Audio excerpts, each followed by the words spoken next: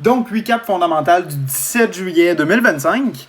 Donc aujourd'hui, comme vous voyez, on avait quand même pas mal de données économiques, mais c'est pas toutes des données tant importantes que ça.